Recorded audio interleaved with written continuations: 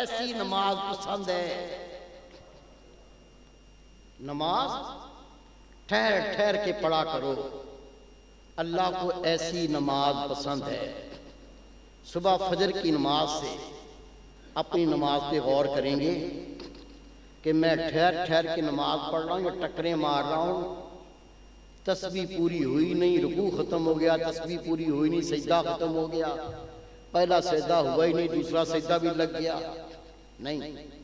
رسول پاک نے فرمایا ٹھہر ٹھہر کے نماز پڑھا کرو، اللہ کو ایسی نماز پسند ہے۔ انس بن مالک فرماتے ہیں یہ پہلی نصیحت تھی جو رسول پاک مجھے دے رہے تھے۔ رب کے محبوب نے فرمایا اپنے گھروں میں جایا کرو، جا کے سلام کیا کرو، اللہ کی برکت ہوا کرتی ہے۔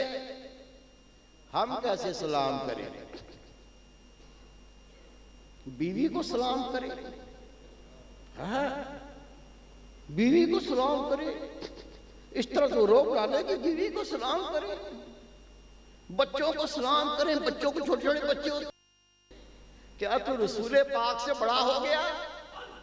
پڑھ حدیث پاک میرے محبوب گلی سے گزرتے چھوٹے چھوٹے معصوم بچوں کو آگے بڑھ کے سلام کر کے ہاتھ لے کے چوم لیا کرتے تھے۔ یہ تو نبیوں کے امام کی شان تھی، رب کے محبوب کی شان تھی، اور ہم اس بیوی کو سلام کرتے شرم کریں جس نے سارا دن تیرے گھر کی نوکری کی۔ یہ کیسی مسلمانی ہے؟